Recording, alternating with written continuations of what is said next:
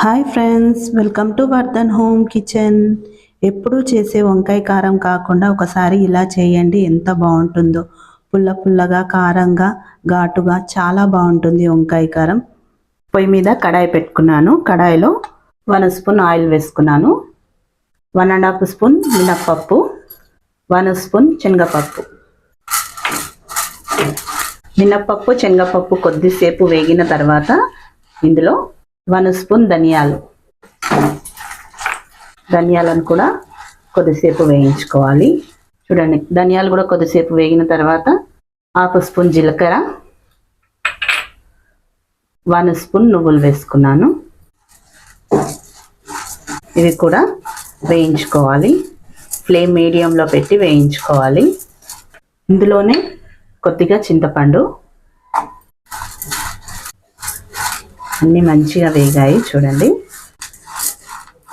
Stove off చేసేసి చిన్నది ఒక ఎల్లిగడ్డ మొత్తం తీసుకొని వేసుకున్నాను. అంతా ఒకసారి కలుపుకొని వేయించుకునేంత ప్లేట్లోకి తీసేసుకున్నాము. చూడండి, అన్ని ప్లేట్లోకి తీసేసుకున్నాను. ఇవన్నీ చల్లారిన తర్వాత మిక్సీ జార్లో వేసుకున్నాను. ఇందులోనే 2 స్పూన్ల వేయించిన కొబ్బరి పొడి వేసుకున్నాను. మీ దగ్గర ఎండు కొబ్బరి ఉంటే ఎండు కొబ్బరిని సన్నగా కట్ చేసి ధనియాలు వేయించేటప్పుడే ఎండు కొబ్బరిని కూడా వేసుకొని వేయించుకోండి. 2 స్పూన్ల కారం పొడి. కారం ఎక్కువ ఏం కాదండి, ఆల్రెడీ ఇందులో చింతపండు వేసుకున్నాం కనుక వంకాయ కారం పుల్ల పుల్లగా, కారం కారంగా, ఘాటుగా ఉంటుంది. ఇందులోనే రుచికి సరిపడా ఉప్పు. వీటినన్నిటినీ మెత్తగా పౌడర్ చేసుకోవాలి.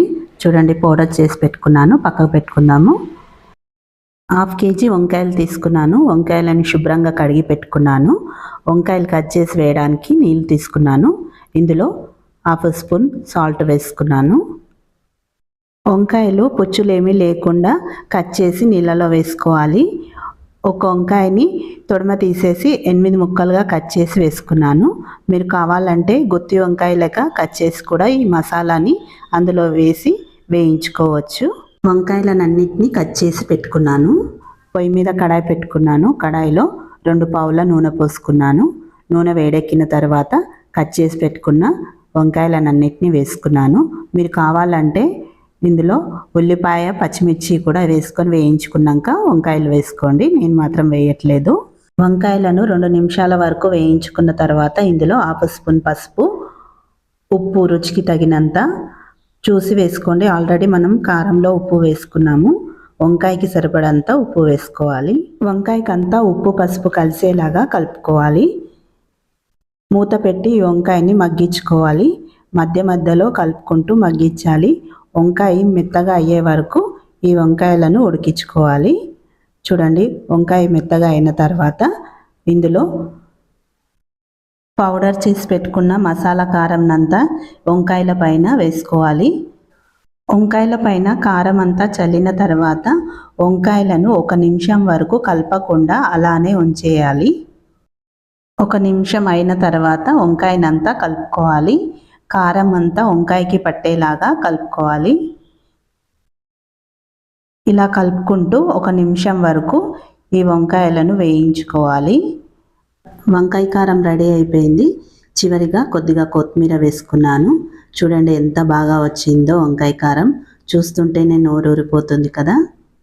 ఈ వంకాయ కారం పుల్లగా, కారంగా, ఘాటుగా ఉంటుంది. చాలా బాగుంటుందండి. ఒకసారి తప్పకుండా ట్రై చేయండి. వేడి వేడి అన్నంలో వంకాయ కారం వేసుకొని కొద్దిగా నెయ్యి వేసుకొని తింటే ఎంత బాగుంటుందో. వంకాయ కారం రెసిపీ మీకు నచ్చితే లైక్ చేయండి, షేర్ చేయండి, సబ్స్క్రైబ్ చేసుకోండి. Thank you for watching my video.